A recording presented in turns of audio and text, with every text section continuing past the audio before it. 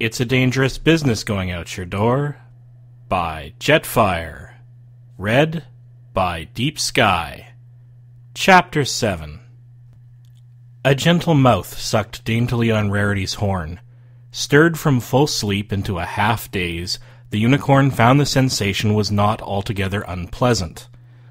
Oh my, she cooed, snuggling deeper into the lamb's wool of her coat and the down of her black blanket. Why, Commodore Silverhooves, you're so forward. It's only our first date. Rainbow Dash, half conscious herself, obliged the dazed Rarity by wrapping her tongue around her horn. Rarity murmured and moaned until she slowly came awake, at which point she realized that no pony was taking her on a fancy date, or its racy aftermath. But something was sucking on her horn. Ah! She yelped, a burst of magic flaring off her horn. It bounced Dash's head back, bringing her fully awake and causing her to flutter her wings rapidly. What? The sky blue Pegasus murmured, sleep rapidly falling away from her. Huh? Applejack muttered, shaking herself awake. She yawned and tried to stretch, but in the cramped confines of the wrapped layers she didn't have much room. Is it morning? I don't know, Rarity admitted. I just woke up. Well, I'm awake too, and that means it's morning enough, the Earth Pony said firmly. Rainbow, how you doing? My wings are a little cramped, Dash admitted, but I've been worse. All right, I think it's time we rolled out of this bundle, Applejack said. I recall us going left last night, so let's go right this time. Every pony ready? Ready. Ready. 1, 2, 3. And on the count of 3, they shoved themselves to the right and kept the momentum going. The dark cocoon around them gradually got thinner, and as they tumbled, more of the cold air began to seep in. Finally, they were freed from the last layer, Rarity's coat, and the 3 ponies tumbled out onto the damp, dark rock. Looking around, their eyes adjusted quickly to the blackness, and they noted that there were still walls of snow wherever they looked. I hope it stopped snowing, Applejack said. Rainbow Dash looked straight up. The tunnel they had dug down still led up to the roof of their snowy enclosure. From the air hole high above, she thought she saw orange light. Only one way to find out, she said with a smile, giving her wings a sequence of rapid flaps. She crouched back on her haunches, gathered her strength, and shot up, a brilliant flash of rainbow trailing in her wake. She was at the roof of the snow cave in less than a second and burst through it in a shower of slush. Orange light poured down into the darkness, throwing up shadows across the 2 land-bound ponies. Well, Rarity said, gathering up her black blanket, at least the blizzard appears to be over. Applejack wrapped her scarf back around her neck and began to fold up the first of her 2 blankets. That filly is always leaping before she looks. One of these days it's going to get her into trouble. Are you forgetting all the times it already has? The pony they were speaking about suddenly burst back down through the hole, making it bigger and letting more light in. The storm's all gone, she cried happily. There was pure joy in her face. The sky is clear! Applejack laughed. Glad to hear it, Sugar Cube, as she stuffed her first blanket in her saddlebags. She took a moment to look around at the sheer snow tunnel Rarity had dug. I don't suppose you mind taking Rarity and me out of here. No problem, the Pegasus said with a smile. Now hurry up and let's go. I want to get out of this gloomy place. Applejack and Rarity packed up the rest of their belongings in short order, Rarity slipping her coat on over her saddlebags once they were snug against her flanks. Taking the unicorn under her front legs, Rainbow Dash flew straight up, emerging from the snow into the brilliant orange light of dawn. As Dash had said, the storm had completely blown over, and the sky was blazing orange and pink in the early morning light. Only a few faint streaks of white cloud mottled the sky overhead. Rarity had to admit that after the gloom of the previous night, it was beautiful to see. It was only slightly marred when she felt her stomach growl. We really didn't eat anything last night, she thought. Reaching back under her coat, she used her magic to flip open her left saddlebag and extract the contents until she found what she sought, her 3 granola bars wrapped in shiny foil. By the time Applejack had joined her atop the snow, the unicorn was already chewing at one of them and gladly offered the other 2 to her friends. "I guess this'll tide us over until we get down from the mountains," the earth pony said, taking a bite of the crunchy confection. Dash was gobbling her bar up at breakneck speed. Let's hurry! I'm sick of all this snow," she mumbled in between big bites. Naturally, she finished eating first. Careful to stow their wrappers in Rarity's saddlebags, the 3 ponies set out again. Without the blizzard blinding them, they could clearly see the end of the mountain valley they had entered, a wide pass between 2 sheer cliffs. Trotting across the snow, they reached it within half an hour, and they found the path cut sharply to the right. They rounded the bend. Wow! The 3 ponies had left the bowels of the mountains, and the dramatic turn in their path, combined with the steep drop of the rock around them, along with the complete clearing of yesterday's cloud cover, permitted them to see a long, long panorama of the world below them. It was golden. Lit to glistening flame by the brilliance of the rising sun, they beheld what seemed to be endless fields of gold, rolling and shimmering in breezes like water upon the sea.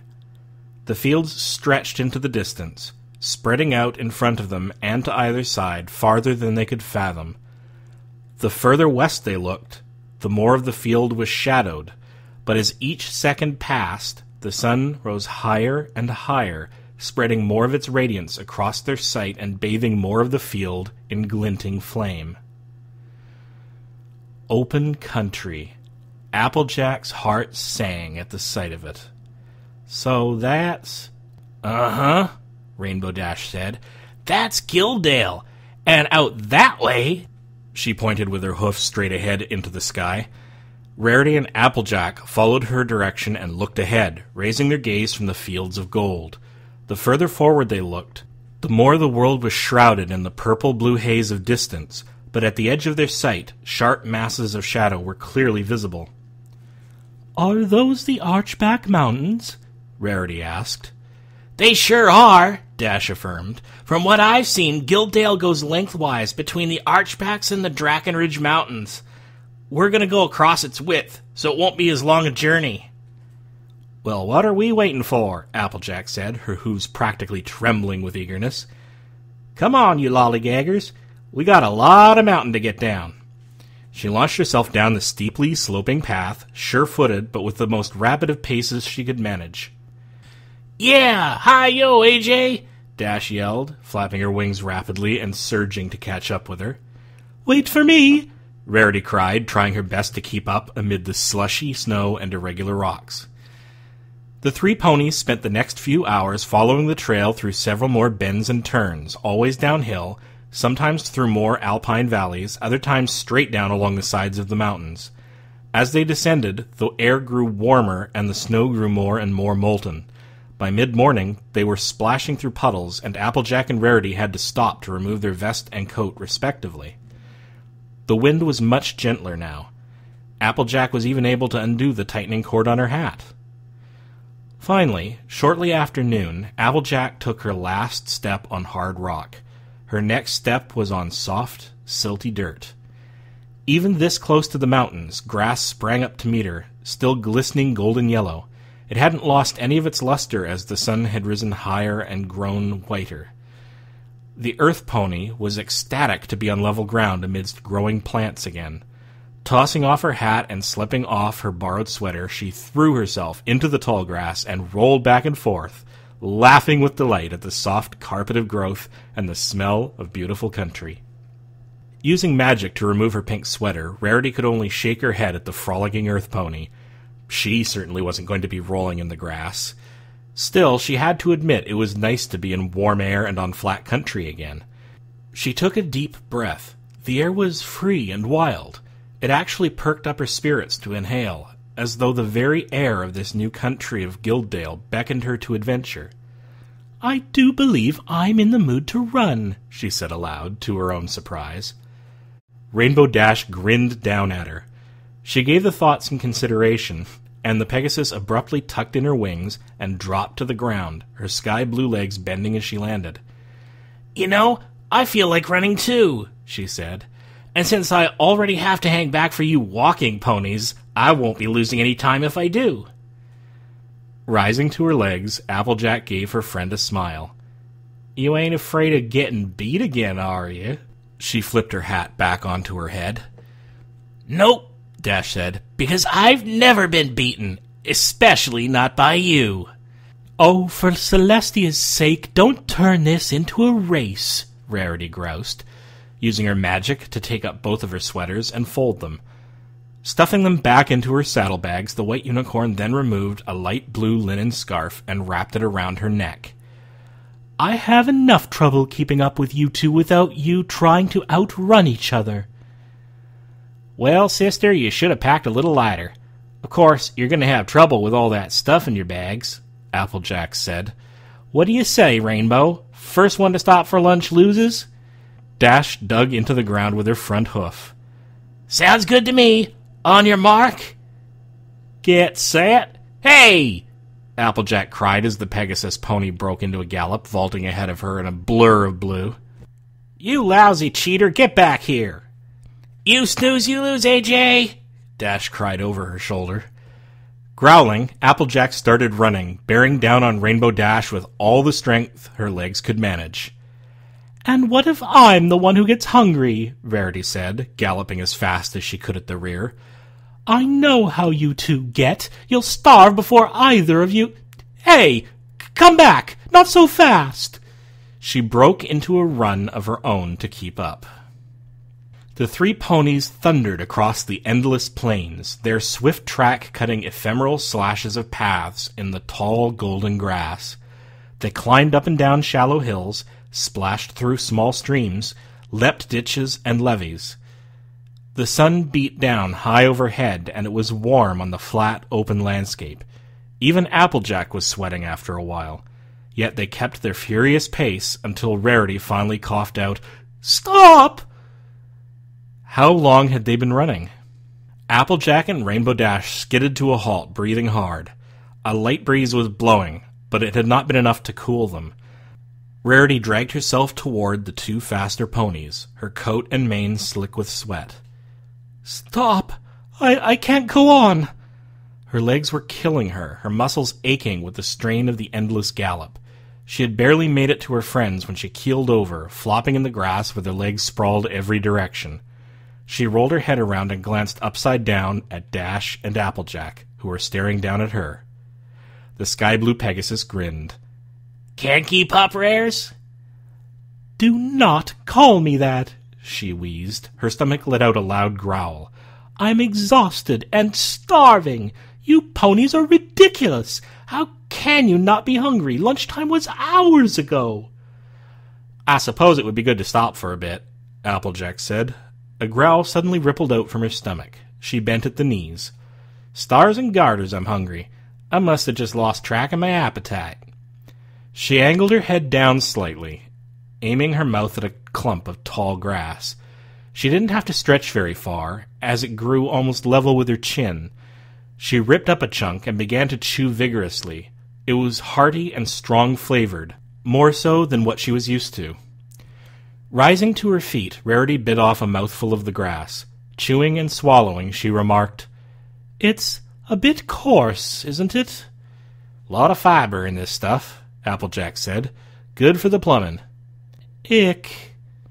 Applejack noticed Dash wolfing down grass, hovering over the swaying blades to nip the most tender tips.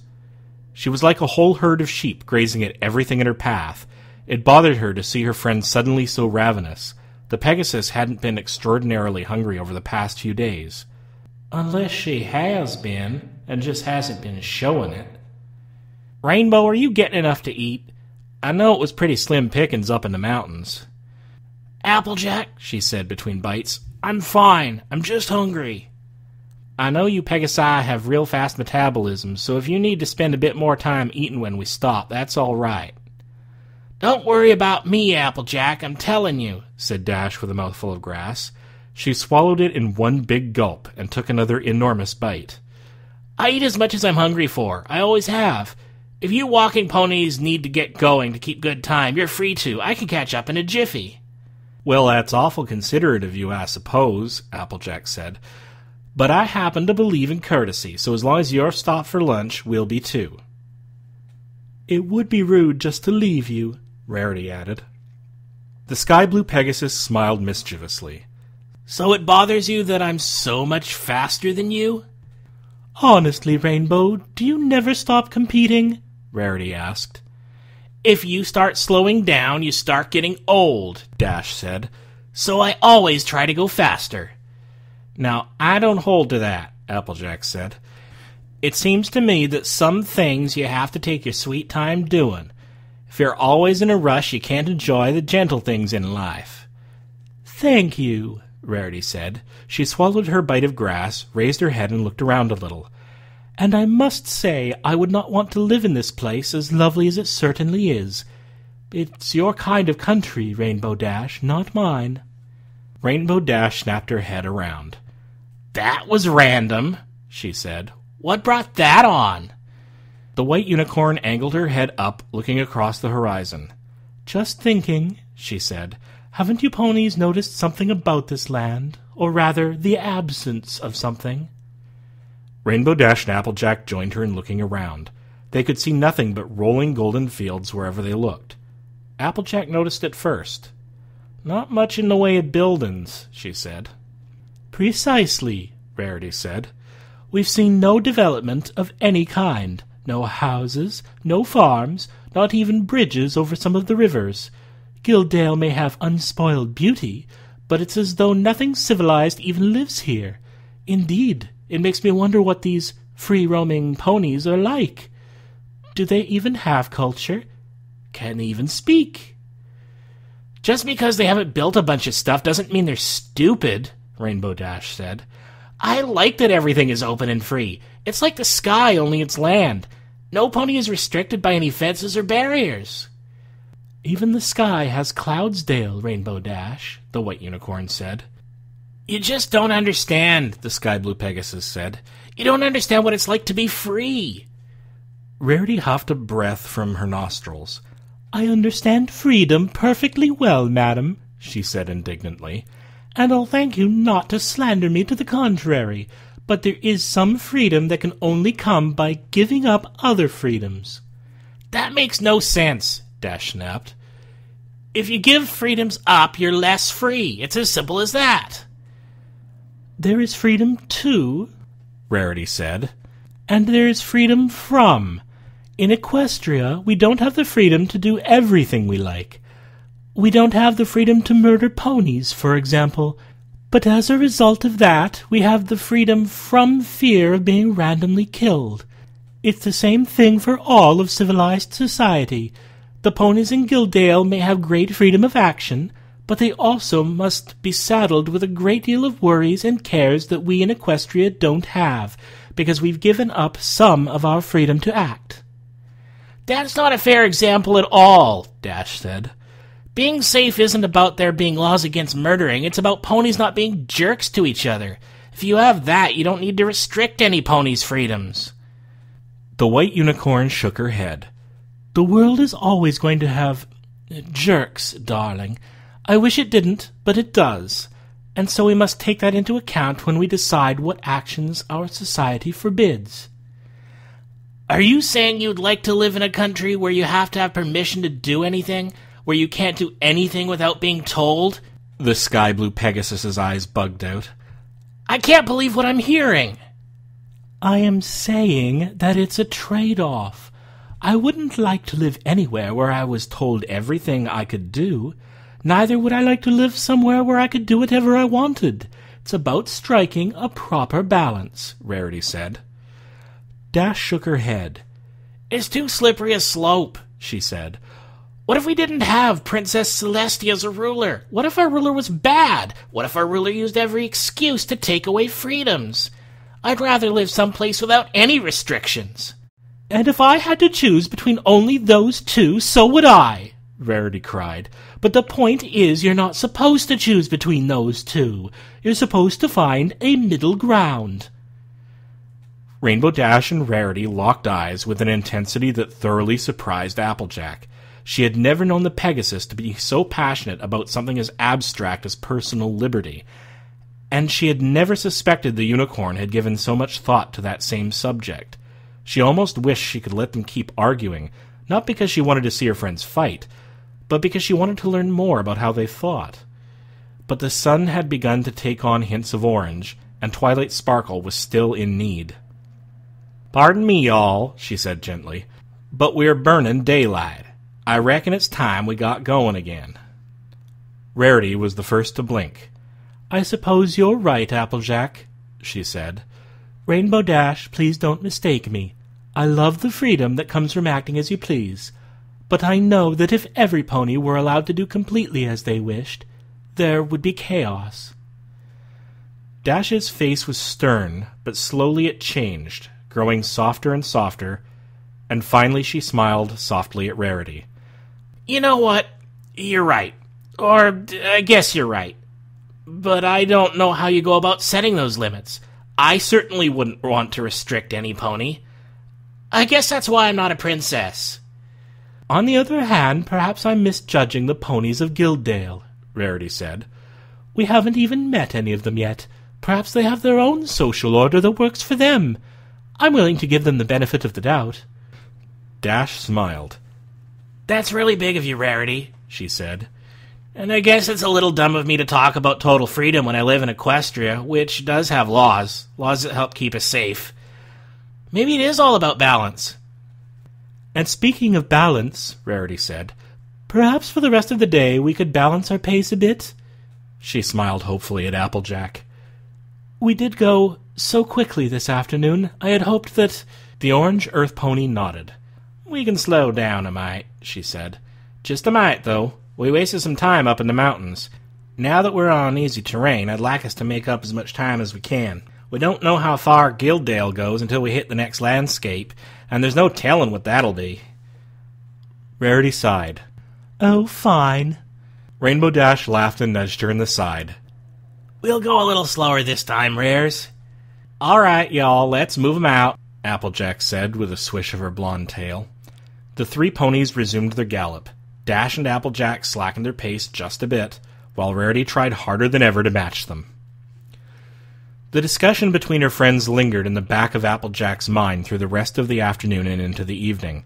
She took the time to look around her as she galloped, and sure enough, she could see nothing on the horizon that indicated any kind of settled population. "How do they get their food?" she wondered. "Do they just eat grass? Do they sleep in the open air? Do their foals go to school? Do they have schools?" The more she thought about it, the more she didn't like it. Ponies weren't meant to live like animals, with no guarantee of food or shelter. Rarity was right. Some freedom had to be given up, so that a pony could grow up safe and realize their full potential. A pony needed more than raw freedom. They needed education, friends, art, culture. There had to be more than life than just bare survival. That is why she was adamant that Apple Bloom went to school all year round, even during the planting season. Granny Smith had always insisted that a pony didn't need book learning to be successful, but Applejack knew there was more to education than just financial security. Big Macintosh had missed some school in his younger years, and he had always regretted it. It was why he loved to learn so much nowadays. Education made a pony more than just a worker or a creature. Applejack's mother had always told her that, and the orange earth pony had never forgotten it. She was interrupted from her thoughts by the sight of something black standing up from the plains on her left. "Hey," she called over her shoulder. "Do y'all see what I'm seeing over on the left?" "It's definitely there," Rainbow Dash said. She flapped her wings and spun into the air. "Let's go check it out." She flew toward it in a streak of rainbow before either of her friends could stop her. Shaking her head, Applejack turned toward the dark thing, Rarity hot on her heels. When the two ponies arrived, Dash was sitting at the base of the black shape. It was a tall stone slab, its sides rough but straight, its peak coming to a point. It was carved all over with letters, and unlike the strange symbols around the treacherous cave in the mountains, this writing was easily readable. "The language is quite a bit like Equestrian, isn't it?" Rarity said. Uh-huh, Dash said. I mean, some of the words are weird, but it's totally understandable. If this is the language you use in Gildale, we should be able to understand any ponies we come across. "Unless this slab is ancient," the white unicorn remarked. "Perhaps their language has changed with time. Maybe long ago they spoke Equestrian, but nowadays they don't." "This is almost exactly like our language," Applejack said. "And I know Twilight's mentioned that old Equestrian was different from modern Equestrian. Unless their old stuff is a lot like our new stuff, I reckon this is modern, or at least not too old." The slab had East written in 4 large letters down the front of it. Below these, in smaller horizontal script, was written, "This is the land of Gildale, the golden field between the mountains, claimed by the line of the Dale lords and their kin. Friends should take heart, enemies should take heed. In the name of Lord Broadwithers, Lord of the Dale, in the year—" Dash smiled. "What did I tell you right from the start? Enemies should take heed. These ponies don't mess around." "Well, let's hope the first part is true, too," Applejack said. "Twilight's book mentioned they didn't like strangers." "There's no mention of Equestria," Rarity said. "Well, I ain't never seen a mention of Gildale back home," Applejack said. "And they're just over the mountains from Ponyville. Maybe both countries just don't mingle much?" "What do you think that is up on top?" Dash said, pointing with her hoof toward the peak of the slab. Set into the black stone was a spreading symbol. It looked like curved lines of gold, splayed out at top and bottom and curving inward in the middle, where they were pulled together by a band of some reddish stone. "Is it the symbol of Gildale?" "It looks like—" "It's hay," Applejack said. "Oh, grass, I suppose. It's probably grass. That would make the most sense." "The golden field between the mountains," Rarity repeated softly. It was so wild-sounding. She could practically hear the drums pounding and horns blowing. Rarity had always grown up in civilization. Admittedly, not in the glamour and bustle of Canterlot or Manhattan, but at least where the streets were smooth and the garbage was picked up twice a week. "Applejack never talks about leaving her farm, but I'm not much better," she thought. "I haven't been a great traveler. Now here I am in this strange and wild place." The wind whipped at her mane, billowing her scarf around her neck. She looked past the stone slab deep into the west. The sun was setting now, burning orange, throwing down a long, dark shadow from the stone. She stepped around the slab and stared at the expanse of open field before her. Once again it was gleaming, burning, shimmering orange gold like molten metal that rippled in the heat and sent up sparks. The sun, descending toward the distant Archback Mountains, was a blazing orb of orange, turning the sky its selfsame color. "But the sun comes from—" Her gaze traveled back to the east towards the Drakenridge Mountains. They were far off now, but still closer and darker than the Archbacks. Behind those mountains was Equestria, where Princess Celestia was patiently watching this same sunset, preparing to give the great heavenly body she ruled its final nudge over the horizon, to retire the day and prepare for her sister's night. "It's the same sun," she said gently. "Come again?" Applejack said. Rarity looked at her with an expression of gentle wonder. "The sun that's setting here, it's the same as in Equestria. It's the same everywhere, right? Princess Celestia is setting the sun in Canterlot, but it's also setting here. And she makes it set here, doesn't she?" Applejack blinked at her. "Well, I guess that makes sense." "Huh. Well, that's true, ain't it?" She turned toward the sunset. Her orange coat glistened even brighter in the gleaming long rays. "I mean, there ain't more than one sun." They stood still, the quiet broken only by the wind whipping over the fields. Even Dash couldn't make herself move. "Do you think she can see us?" the sky blue Pegasus asked, squinting her rose eyes at the blazing sun. "I don't know about that," Rarity said, "but I suppose, in a sense, she's here, wherever the sunlight touches." She was suddenly deeply moved. Lowering herself on her front hooves, she bowed low to the setting sun. Rainbow Dash almost said something beside her, but her words died on her lips. A few moments later she too bowed, averting her eyes and folding her wings. On Rarity's other side, Applejack gave her friends a stern look, but her head flitted from them to the sun and back again, and she finally came into line beside Rarity and joined her in her bow. They remained like that for some unknown quantity of time. Not too long, but not short. Applejack raised herself first.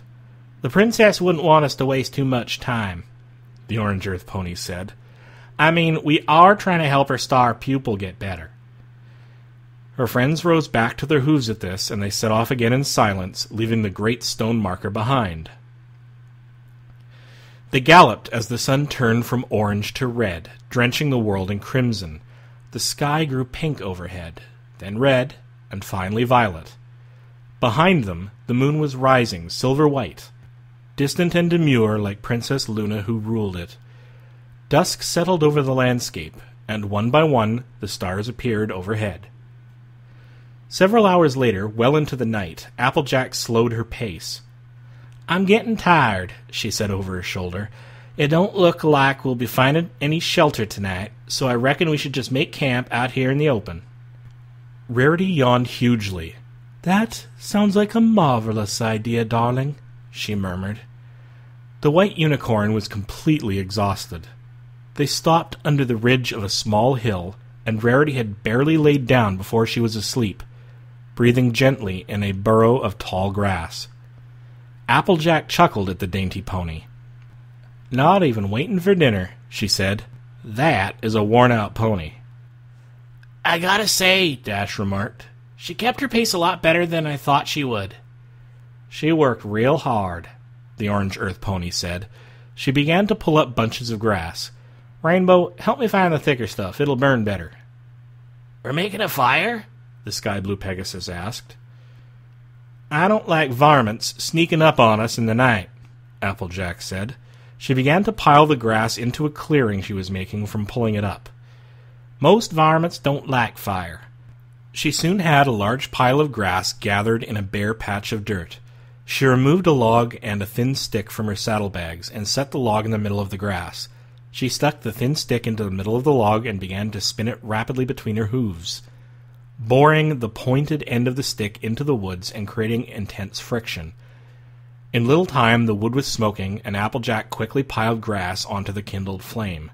Soon a fire was crackling, the faint, woody scent of burning grass pervading the air around them. "This fire won't burn for long," the Orange Earth Pony remarked, "but it should be enough to keep us safe. I can probably wake up a little later tonight and start it again." Rainbow Dash was busy gobbling down grass. She didn't want to admit it to Applejack, but she was very hungry, and she had been hungry all through the mountains. "I don't want her trying to look after me," she thought. "We've got to spend enough time babying Rarity."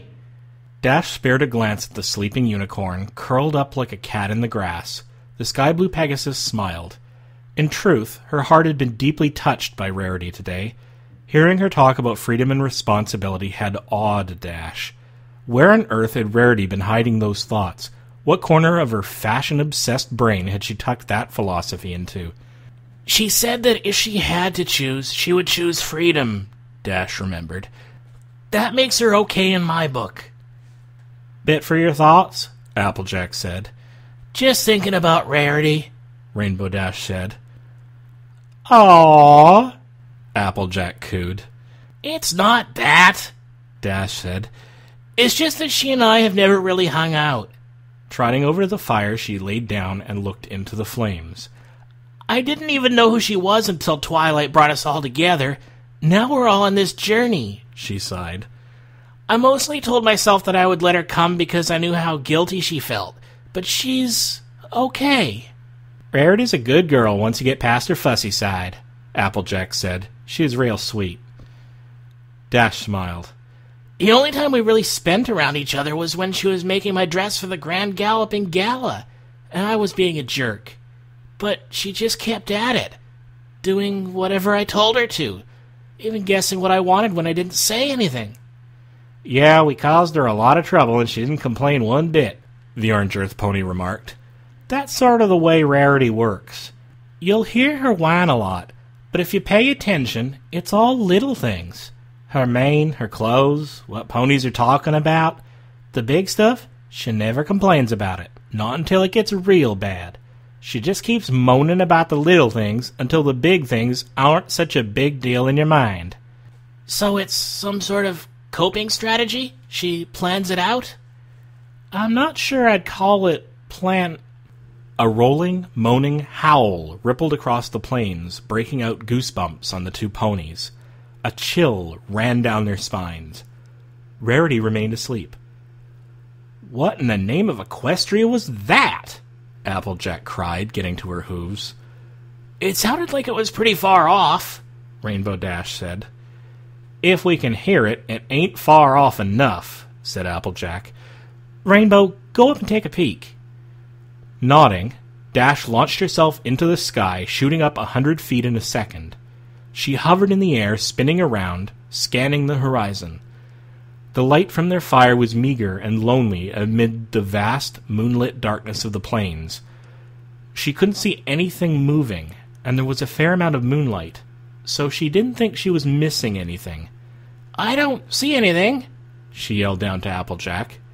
Keep looking for a bit, Applejack yelled back. I want to make sure there's nothing coming our way.